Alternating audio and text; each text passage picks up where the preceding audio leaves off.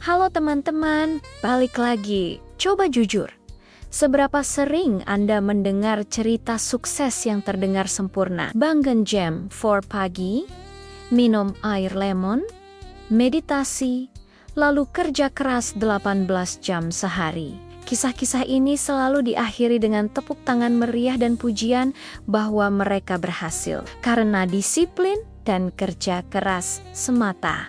Kita semua menelan narasi itu bulat-bulat, berharap jika kita meniru rutinitas pagi mereka, kita akan tiba di tempat yang sama. Tapi, izinkan saya membongkar satu kebenaran yang pahit. Orang-orang sukses itu, mereka tidak akan pernah menceritakan ini padamu. Mereka memilih menutupi kebenaran ini, karena kebenaran ini jauh lebih rumit, jauh lebih gelap, dan mungkin sedikit tidak adil. Narasi kesuksesan yang disajikan ke publik adalah versi yang telah disortir, disaring, dan dipoles. Versi ini dirancang untuk membuat Anda merasa termotivasi, tapi juga sedikit bersalah, seolah-olah kegagalan Anda hanyalah kekurangan disiplin. Padahal, di balik panggung itu, ada peran besar dari keberuntungan, pengorbanan yang ekstrem, dan strategi yang sangat egois. Hari ini,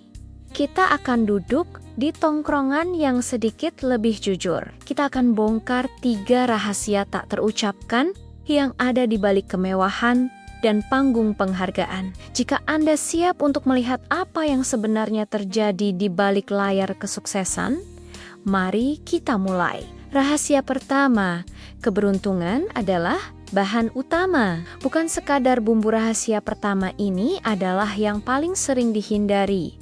Keberuntungan bukanlah bumbu, tapi seringkali adalah bahan utama. Mereka akan bilang, aku kerja keras, aku berusaha siang dan malam.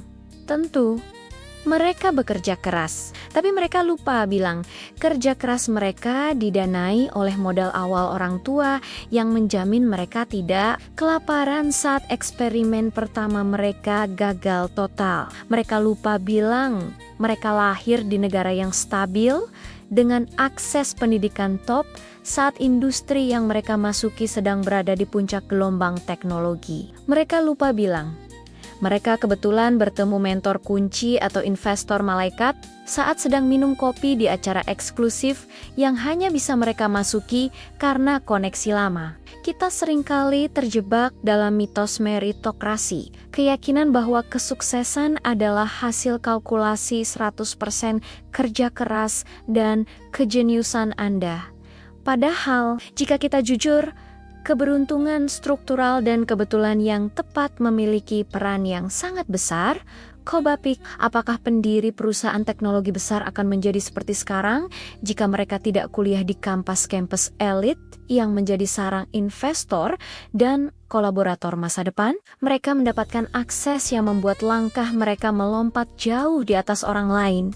Bahkan sebelum mereka benar-benar memulai. Kita semua didorong untuk percaya bahwa kita memulai dari titik nol yang sama itu bohong. Sebagian orang memulai dari garis start, sebagian lagi memulai 1 kilometer di depan garis start, sambil sudah mengendarai mobil pinjaman yang bagus. Ini bukan meremehkan upaya dan kecerdasan mereka, tapi ini adalah pengingat bahwa titik awal, latar belakang keluarga, koneksi, dan timing yang tepat adalah faktor-faktor yang orang sukses anggap enteng karena mereka memilikinya sejak lahir. Mengakui peran keberuntungan berarti mengakui bahwa kesuksesan mereka tidak sepenuhnya milik mereka, dan itu adalah sesuatu yang sulit diterima oleh ego. Rahasia kedua, harga tak terlihat kesehatan mental yang ekstrem.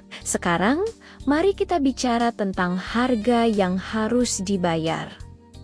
Orang sukses suka membahas hasil dan pencapaian. Mereka jarang membahas proses yang menghancurkan. Rahasia kedua adalah kesuksesan yang ekstrem seringkali menuntut pengorbanan kesehatan mental yang ekstrem. Mereka akan memajang foto liburan di yacht dan mobil mewah. Tapi mereka tidak akan memposting foto saat mereka menangis dayam-dayam di kamar mandi karena serangan panik. Mereka tidak akan menceritakan bagaimana hubungan pernikahan atau persahabatan mereka hancur karena mereka selalu memilih pekerjaan dan mengabaikan kehadiran orang terdekat. Mereka tidak akan mengakui bahwa kesuksesan ini datang bersama dengan insomnia kronis, kecemasan yang mendalam, dan kebutuhan untuk terus-menerus didampingi oleh terapis atau pelatih mental yang mahal. Kita sering mengagumi hustle culture, budaya Helen Gillen bekerja tanpa henti yang merayakan kurang tidur dan burnout. Padahal, jika Anda melihatnya lebih dekat, banyak dari orang yang berhasil ini sebenarnya berjuang melawan rasa hampa yang mendalam. Mereka mencapai puncak, tapi ternyata puncaknya sepi, dingin, dan penuh tekanan untuk terus bertahan di sana. Tekanan untuk selalu on, untuk selalu menghasilkan, dan untuk mempertahankan citra. Kesempurnaan membuat mereka rentan, mereka terus mencari validasi eksternal, yaitu kekayaan, kekuasaan, dan pengakuan publik, karena mereka telah mengorbankan validasi internal dan hubungan personal demi mengejar tujuan tersebut. Berapa banyak kisah orang sukses yang berakhir dengan krisis pribadi parah? Sangat banyak, tapi mereka memilih untuk hanya menunjukkan momen puncak dan menyembunyikan lembah kehancuran emosional yang mereka lewati. Jadi, ketika Anda melihat seseorang yang sangat sukses, ingatlah bahwa seringkali di balik senyum lebar itu ada biaya pengobatan psikologis yang sangat mahal dan hubungan yang telah lama mati atau dipelihara secara minim. Mereka mungkin berhasil dalam bisnis, tapi gagal dalam mempertahankan keutuhan diri mereka. Rahasia ketiga, strategi curang dan permainan manipulasi yang senyap baik. Ini rahasia yang paling tidak menyenangkan untuk didengar, tapi ini adalah yang paling strategis. Rahasia ketiga, orang sukses tahu kapan harus bermain kotor secara legal, atau setidaknya sangat strategis dan egois.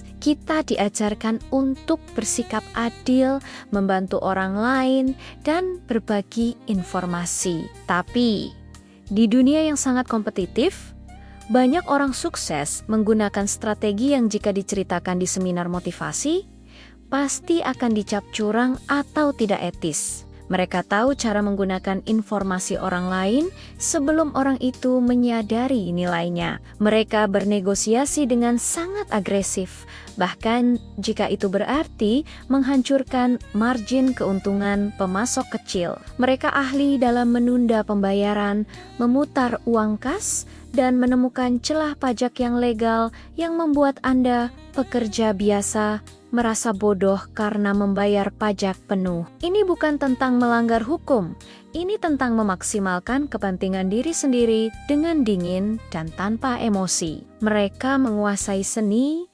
mengambil keuntungan yang maksimal dari setiap situasi. Orang sukses yang sangat agresif tahu bahwa sumber daya terbaik seperti talenta top, koneksi eksklusif, dan penawaran investasi pra-IPO tidak dibagikan secara adil. Mereka harus merebutnya. Kadang, merebutnya berarti memotong antrian, menggunakan koneksi pribadi untuk mendahului proposal yang lebih baik, yang seharusnya lebih layak, atau bahkan sengaja menyebarkan informasi yang menguntungkan posisi pasar mereka dan merugikan kompetitor. Mereka tidak akan memberitahu Anda bahwa mereka mendapatkan kontrak besar bukan karena produk mereka terbaik, tapi karena mereka menghabiskan waktu setahun membangun hubungan pribadi dengan istri atau anak dari pembuat keputusan. Mereka tahu bahwa kesuksesan di level tertentu adalah permainan yang melibatkan politik, manipulasi psikologis, dan manuver senyap yang tidak indah. Mereka bersedia melakukan hal-hal yang orang lain terlalu nyaman atau terlalu beretika untuk melakukannya. Kesimpulan, mata terbuka vs. Jadi, Apa gunanya kita membongkar semua ini? Apakah kita harus menjadi sinis dan berhenti berusaha karena ternyata keberuntungan berperan besar? Tentu tidak. Tujuan kita membahas 3 rahasia ini bukan untuk membuat Anda berhenti kerja keras, tapi untuk membuat Anda kerja keras dengan mata terbuka lebar dan pikiran yang kritis. Pertama, Anda harus sadar bahwa kerja keras adalah syarat mutlak. Tapi itu saja tidak cukup. Anda harus memahami peran keberuntungan dan mulai menciptakan peluang keberuntungan Anda sendiri dengan membangun jaringan yang strategis. Keberuntungan akan lebih mudah menghampiri mereka yang berada di tempat yang tepat. Jadi pastikan Anda proaktif mencari tempat itu. Kedua, Anda harus sadar bahwa tidak semua level kesuksesan sebanding dengan biaya yang harus Anda bayar, terutama biaya kesehatan mental dan hubungan. Jika Anda harus mengorbankan kedamaian batin Anda untuk mendapatkan uang yang tidak bisa membeli kembali kedamaian itu, maka Anda tidak sukses, Anda hanya sibuk. Dan yang terakhir, jadilah strategis. Pahami bahwa permainan kesuksesan adalah permainan yang melibatkan banyak manuver tak terlihat. Anda tidak perlu menjadi orang jahat, tapi Anda harus menjadi pemain yang cerdas yang tahu kapan harus menuntut, kapan harus mendominasi negosiasi, dan kapan harus melindungi informasi Anda sendiri. Kesuksesan sejati adalah saat Anda mencapai tujuan tanpa harus mengorbankan apa yang paling berharga bagi Anda: kesehatan mental, integritas, dan orang-orang yang Anda cintai. Bagaimana menurut Anda? Apakah ada rahasia lain yang disembunyikan oleh orang sukses? Tuliskan pemikiran Anda di kolom komentar. Sampai jumpa di pembahasan mendalam berikutnya.